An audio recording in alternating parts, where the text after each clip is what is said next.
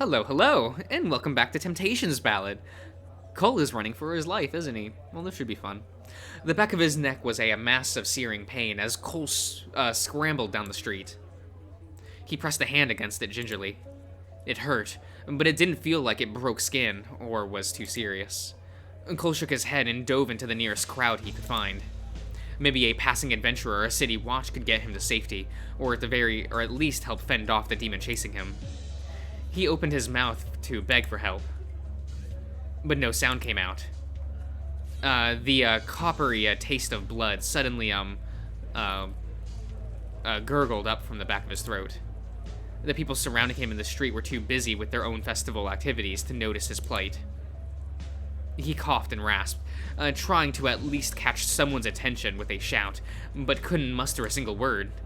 Was this some sort of silencing spell? Cole swallowed and panted breathlessly. The demon was trying to prevent him from getting help. Well, if yelling into the street wasn't an option. He glared around and ran towards the nearest arcane tower on the street. Pressing his hand against the crystal, he surged his magic to try and trigger the alarm spell. No response. He tried smashing the crystal instead, but no luck. And so much for state-of-the-art security. Cole felt Malice writhe uncomfortably in his pocket, clearly trying to deal with the pain he felt through the mind link. I can smell the stink of my sister's magic in these crystals. I think she tampered with it somehow. You better be careful, puny mortal. There's something weird about that spell she hit you with. Cole glanced around the jam-packed streets and towards Soul's shop in the distance. This was the nearest crystal to the shop, but no alarms were set off from the little explosion with Artemi's Thunderwave crystal. She must have disabled most of the nearby security before coming to find me. Cole groaned and pushed his way through further down the street. Fine then. She couldn't have tampered with all of them. Let's try the crystal set up further away. In this thick crowd, he had no idea if Zelos was pursuing him, but he'd best put some distance between himself and the shop. Even if she was a demon, she wouldn't dare start a fight in the middle of a crowded place. The tournament arena was just a short walk away. He should try to reunite with Artemi and Sid, or, hopefully, run into a church knight or city watch on the way there. His left shoulder suddenly exploded in a burst of white-hot pain. Cole felt his vision blur as a spray of warmth spilled down his arm. His mouth was agape in an agonizing scream, but no sound came out. He sucked in a deep breath and pressed a hand against the raw wound. It burned.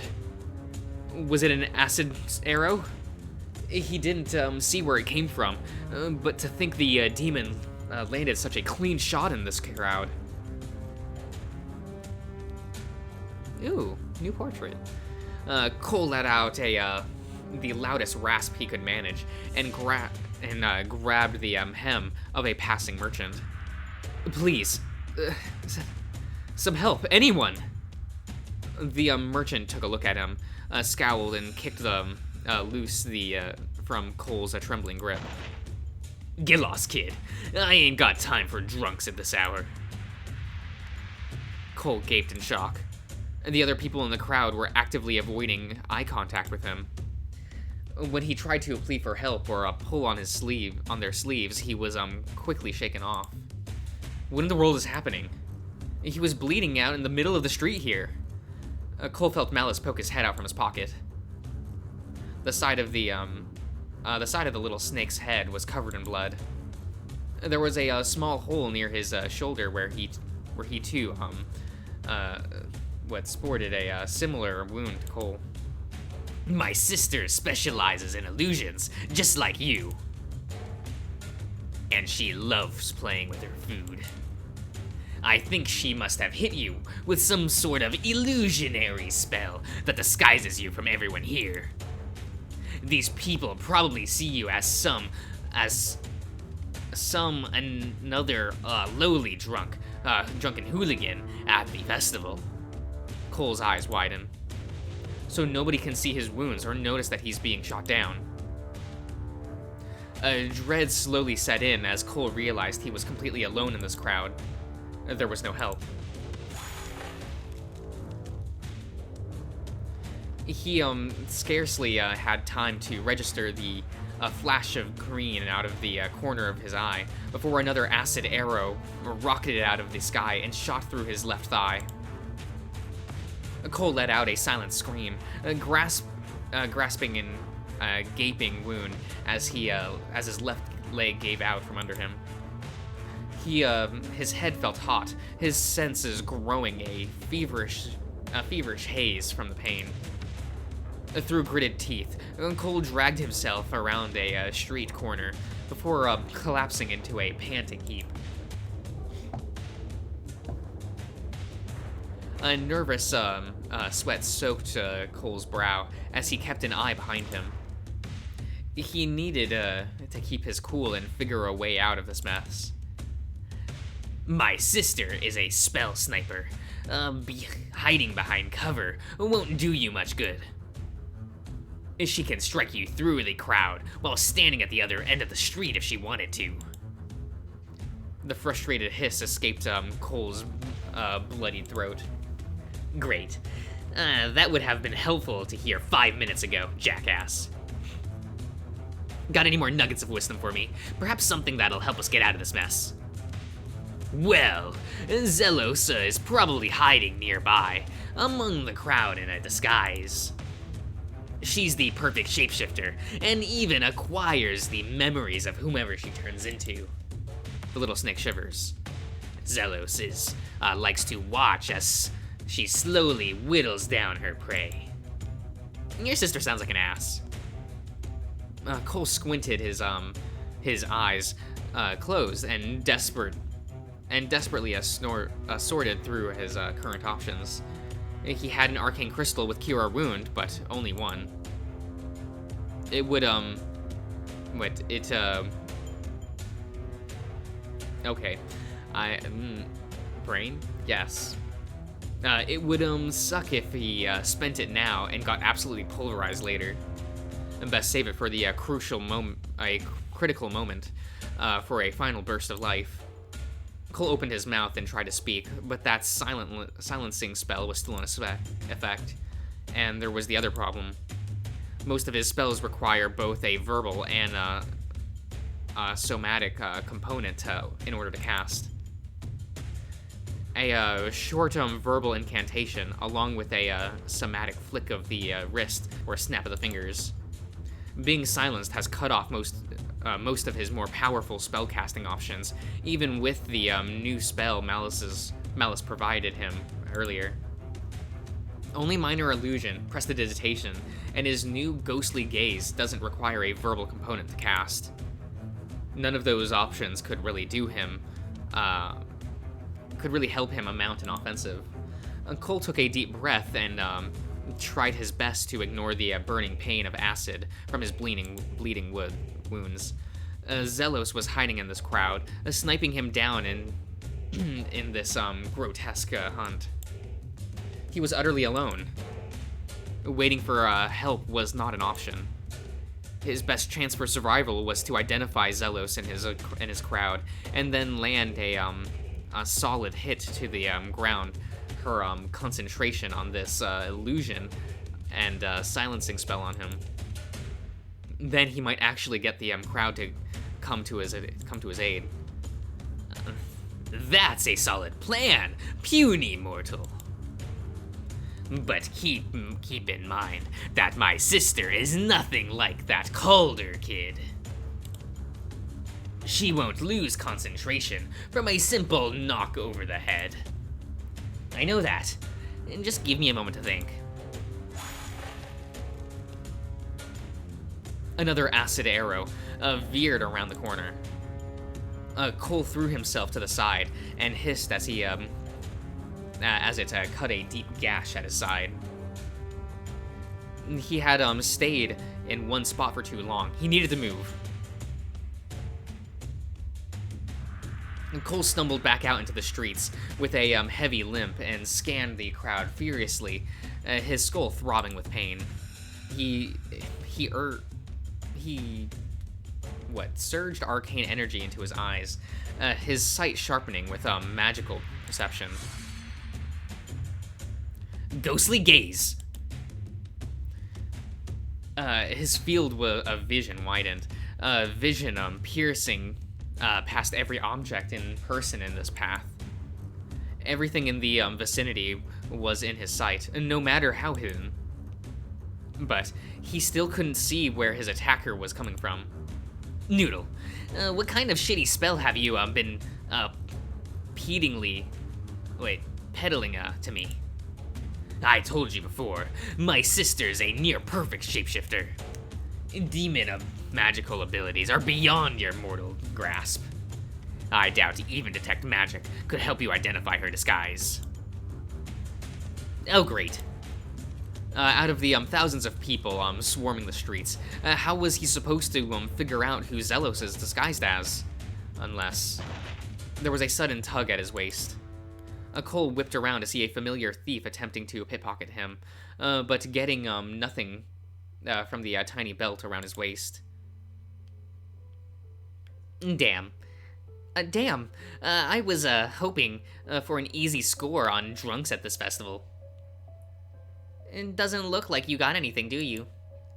The cat snickered with his usual cocky smile. Emil abruptly frowned. He squinted at Cole, as though attempting to peer through a thick haze. Wait a second. Aren't you one of the folks I stole from a few days ago? You look familiar. Cole stared at the little urchin for several long moments, the gears in his mind slowly turning. His gaze hardens. Yes, he will do.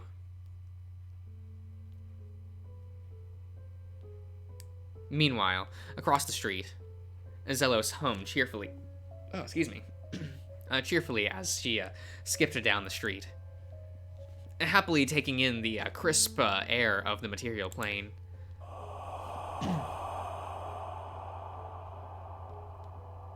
There was a satisfied beat in her step as she flexed the little feet of her new disguise and body. Oh, mortals. They never suspect the little ones, do they? She had been hoping for a more thrilling hunt, but it appears Malice's new host was far more fragile than expected. Oh well. At least she could still enjoy the pleasant festival atmosphere. I still don't understand why Malice couldn't just come with me willingly. He's gotten too attached to this little mortal. It was foolish. Mortals burned and faded quicker than insects at the edge of the winter. Disposing of this mortal should be as simple as shedding a change of clothes. Why must her little brother be so difficult? It should be a matter of time before his current host expires. Zelos blinked and caught a flash of gold out of the corner of her eye. A young urchin was laughing as he scurried down the street with a massive armful of... Ha! Who would have thought I could snag all a big score today? This is great. Panic spiked as Zelos stumbled backwards. Those crystals looked charged with the same spell that blasted a hole through the shop earlier. There was enough of them to blow the entire street. Was Malice's mortal willing to use this child as a sacrificial decoy? Yes. Oh, fuck! Zelos felt her heart skip a beat as the urchin stumbled. The urchin tripped and fell to the ground, losing his grasp on all of those crystals, clattering across the street. Upon impact, the crystals glowed and intensified with a harsh metallic hiss. Zelos scrambled for cover with her hands over her head, bracing for explosion. But there was only silence. She glanced up in confusion. What? My shinies! They all turned into worthless rocks! That drunken little shit scammed me. Realization dawned across her face. This was a ruse. Cole was immediately upon the disguised demon, clobbering her over the head with the loot. Man, this is one sturdy loot, I'm just saying. His mind was racing as he launched himself forward. This child was the only person on the street who reacted to the illusionary crystal, like the bombs were they were disguised as. A part of him felt a tiny flash of guilt for clobbering a kid, but this was life or death situation. The disguised demon formed immediately dissolved into a massive black mist as she backpedaled from the impact.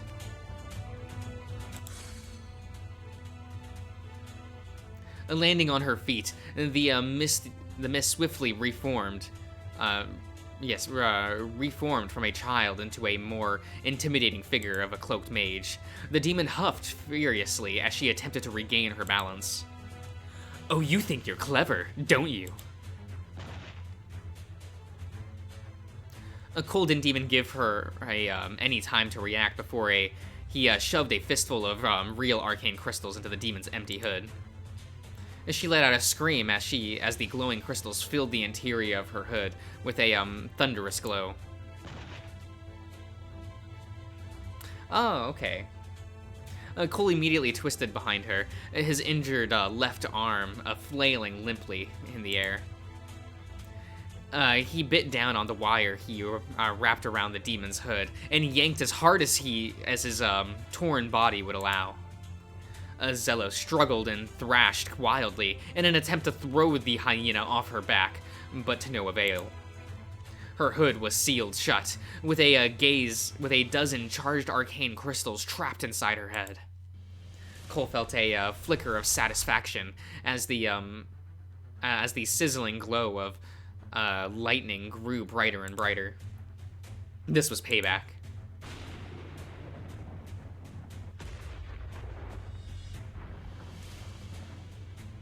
A blinding explosion tore through the air, sending shockwaves blistering through the street.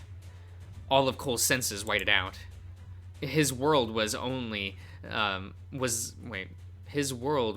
sensation of his broken body skidding across the hard cobblestone like a ragged tumbleweed.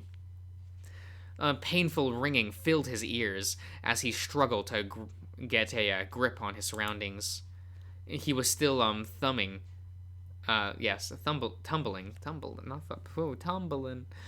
People were screaming. Chunks of stone and wood showered the crowds as debris from the explosion rained down. Towers of smoke filled the area and burned his nostrils.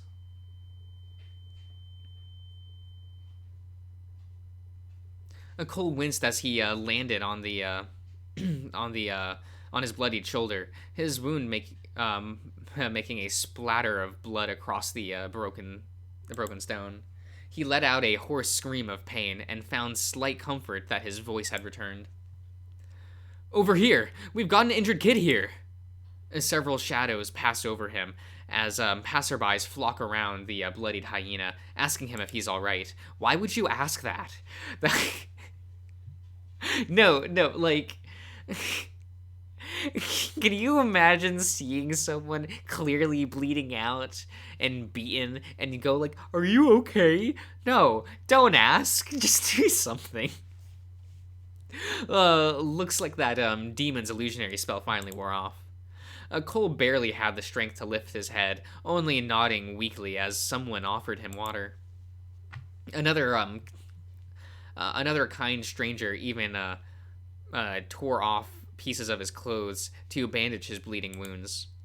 Cole squeezed his eyes shut and finally let himself drop his head back in relief. The fights appeared to be over. There were hundreds of people on the streets rushing to the aid of the wounded and investigate what caused the explosion. Not even a demon would be brave enough to pick a fight in such a crowd. A city watch and the holy knights have been called. They should be here with medics pretty soon. How many injured do we have? This hyena kid's got the worst of it. Most other folks only got the mild scratches, or were momentarily stunned by the blast. Sweet creator, what in the world happened here? Oh gods, there's someone in the smoke. They were standing right in the blast. Help us carry them out, quickly now.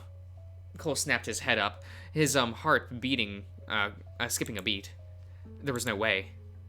Dread slowly crept up his throat as he struggled to focus his blurry vision. Sure enough, the silhouette of the cloaked figure was standing in the billowing smoke of the explosion. Despite a few scratches and cuts, it appears as though the demon was relatively unharmed.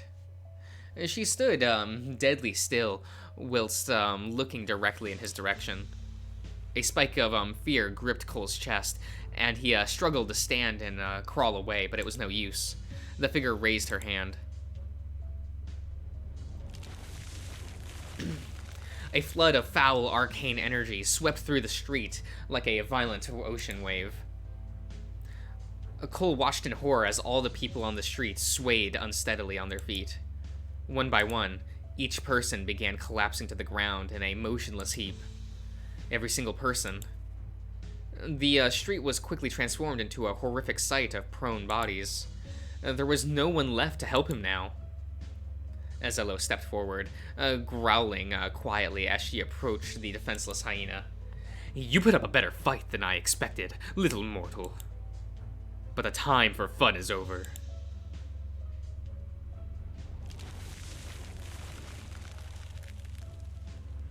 The demon's cloak unfurled, as it slowly filled with infernal flames. She rose weightlessly, a cloak waving like dark wings as she towered above him menacingly. Violent tendrils raked through the air, filling it with the copper smell of charged arcane energy. Unbearable heat washed across the land as Zelos readied her foul, destructive arcane magic. I've enjoyed our little game, but I'm afraid I've run out of patience. Her voice lost all of its previous cruel and playful tone.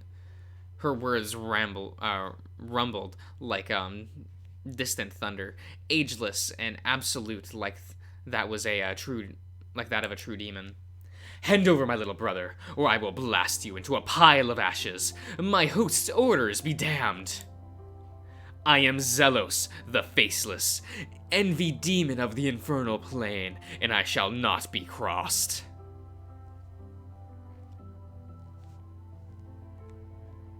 Cole's vision was swimming. He could barely stand, his wounded legs swaying in unsteady tremors. He looked up at the blinding light through exhausted, half-lit eyes. Dread slowly crawled its way through his chest.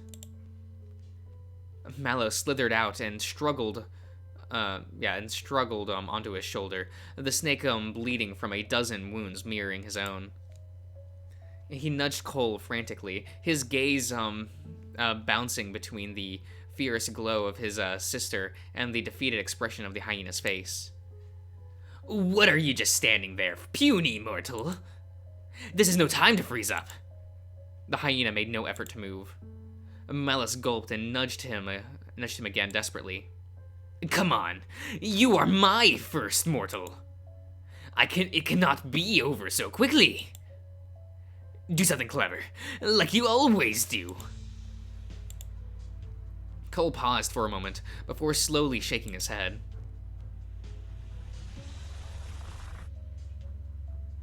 Sorry. I'm out of tricks. Cole squeezed his eyes shut for one moment. For one last time. That's what it is, yeah.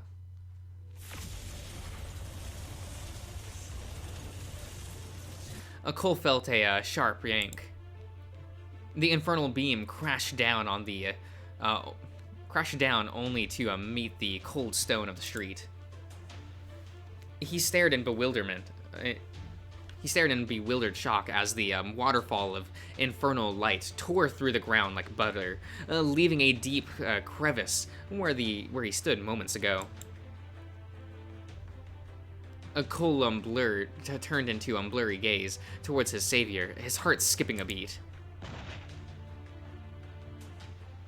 Hamish leapt through the air and skid a safe distance away, bow drawn and Cole tucked safely under his arm.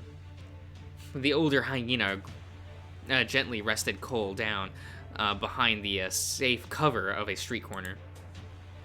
He scanned over his battered body with concern. "Are you all right?"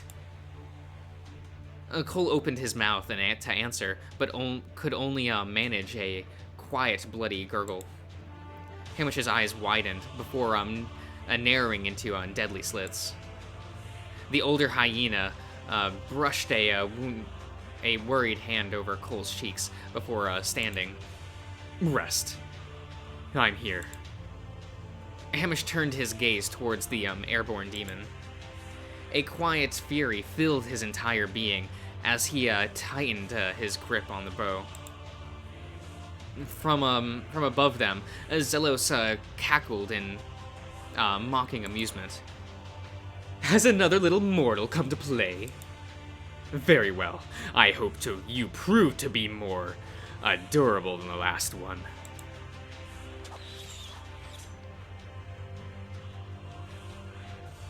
In a flash, Hamish lit a volley of arrows up at Zelos. She continued to cackle as she danced through the air, dodging every last one. The arrows sailed past her and buried themselves into the surrounding buildings. "Ha! Where are you even aiming?" Hamish barely spared her a glance as she took a mad sprint in her direction, his gaze fixed solely on the arrows embedded above.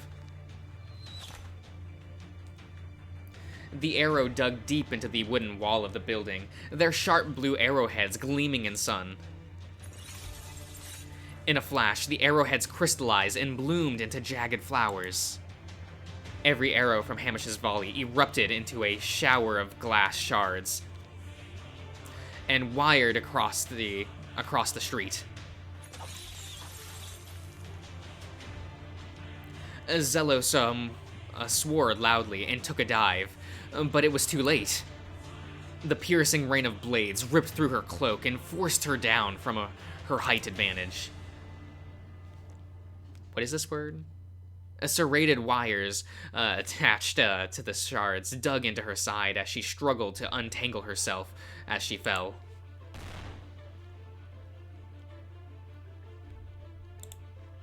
Before the demon could even touch the ground, Hamish nailed her in the abdomen with a flying kick.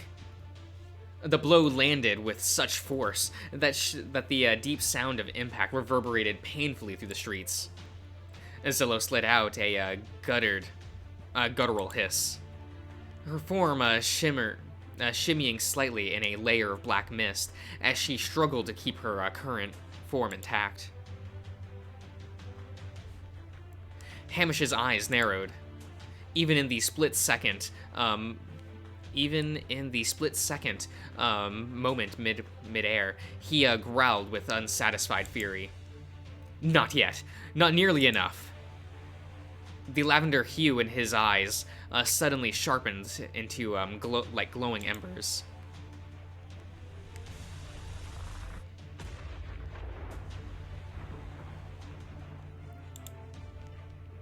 It was as though a cannon had gone off. The air rippled as the sheer force of the kick sent the demon flying like a ragdoll across the street. The recoil was enough to rocket Hamish backwards at breakneck speed. Hamish landed gracefully on his feet, with hands outstretched. His body was sent skidding across the cobblestone street from the force of impact. He tightened his grip on his trap wires, pulling them back as he rode out the inertia of his fall. Sand and dirt scattered into the air as he flew backwards, His wires growled, growing. Whoops. Wires growing dangerously taut in his grip. At the other end of the street, Zelos's flying body halted immediately as hundreds of wires snapped shut around her. She hissed at and tried to squirm, but the wires were too tight to budge. Not even an inch.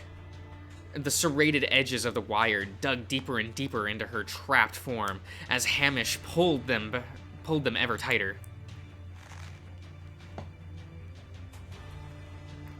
Tighter and tighter. Zelos snarled and screamed, struggling fruitlessly against her restraints, but there was no escape. Black-red mist bled through her cuts like billowing clouds of blood. Hamish's eyes were steady with a cold and clinical wrath as he continued to pull tighter.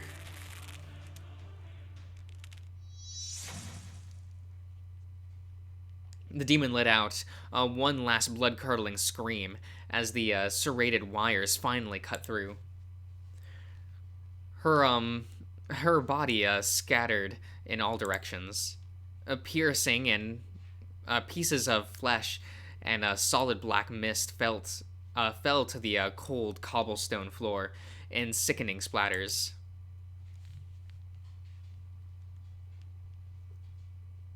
And then it was over. The remains of the demon sat motionless on the ground, devoid of life. Hamish approached the scattered flesh slowly, as though expecting them to retaliate in some way.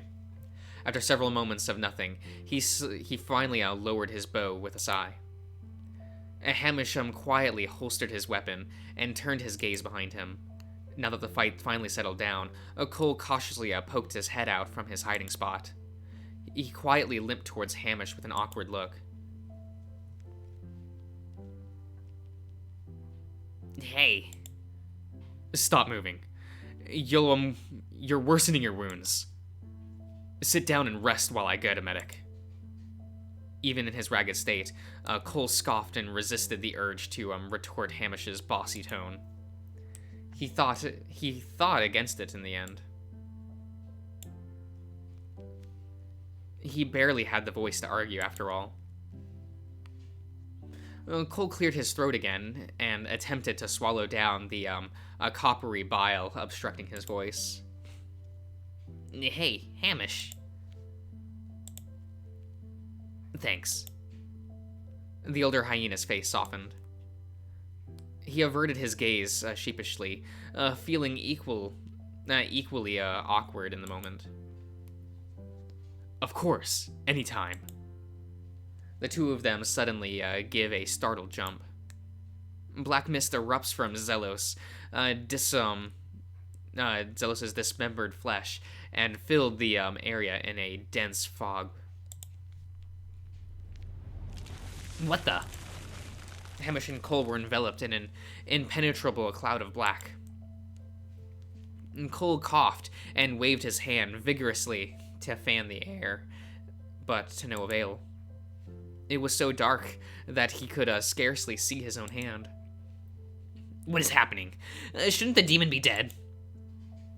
A shrill yet diminished voice rumbled through the mist. You are such simple creatures. Do I have to remind you the meaning of the word immortal? But color me impressed. I have not been descorporated by mortals in at least 2 or 3 centuries. Oh, my little Malice, perhaps you have chosen your host better than I had first thought. You've made this job rather fun. Cole felt the little snake rustle slightly in his pocket, but didn't have the strength to speak up. Hamish's stern voice suddenly cut through the stern mist. What do you want? We've killed you once already. Leave, or I'll do it again. Zelos's laugh shimmered through the dense fog.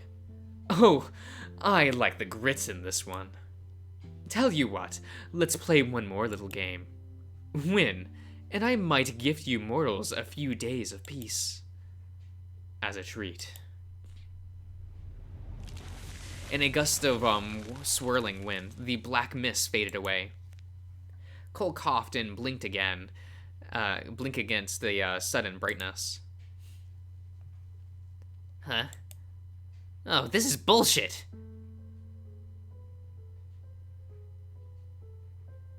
Standing before him were two identical Hamishes, both wearing the same look of confusion.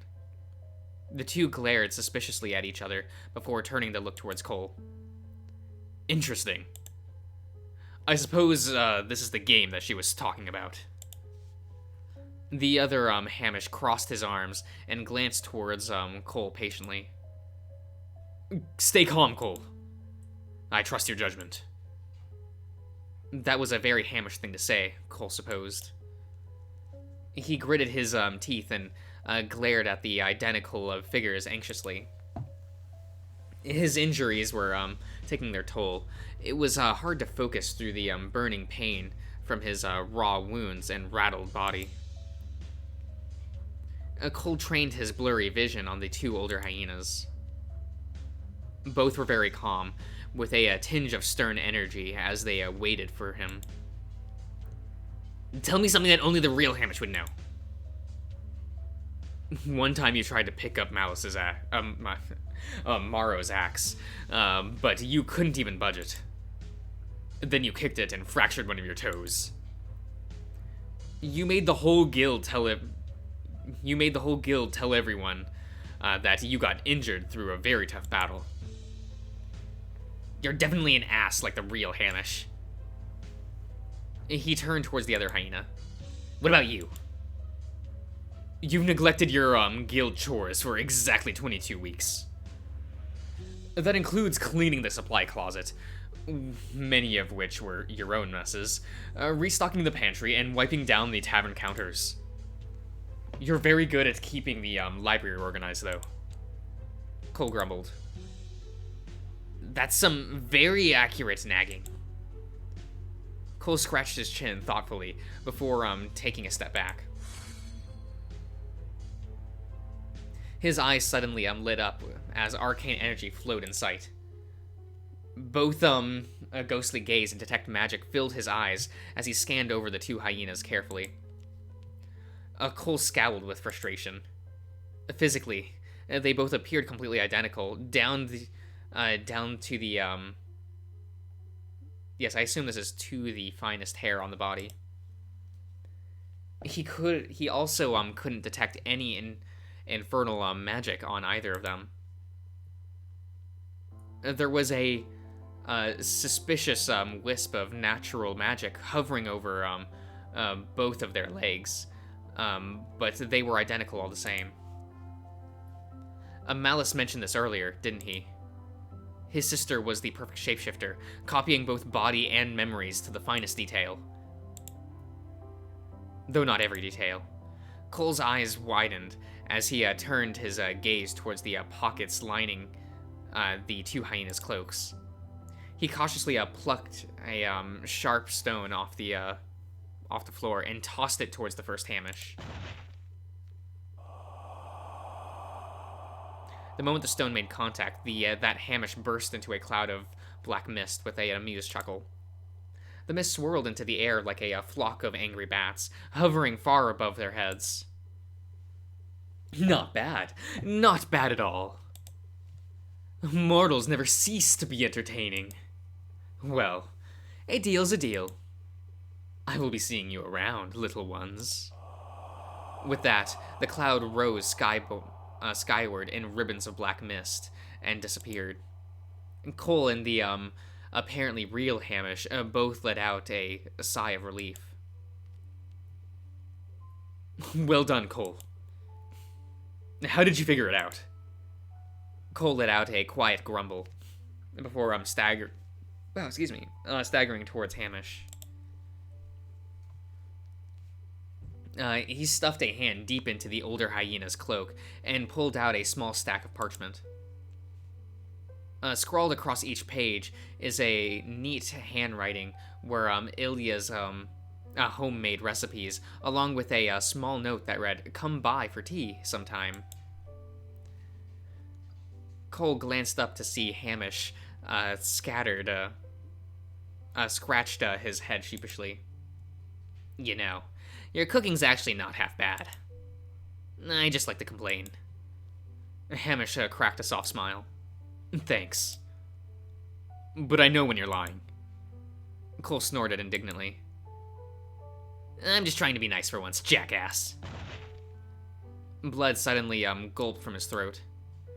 Cole hastily patted down his belt for his cure wound crystal, but his strength finally failed him.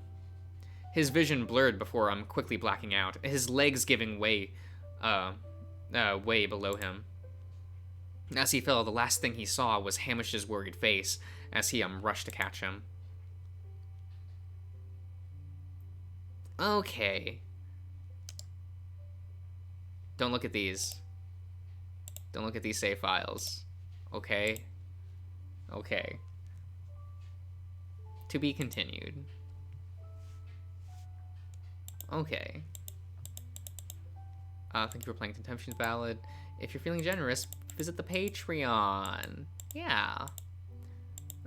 Social media links. Thanks for playing. Cool. That was a really good scene. I really enjoyed that. Glad Hamish got to do something. But I guess that's it for Temptation's Ballad for now.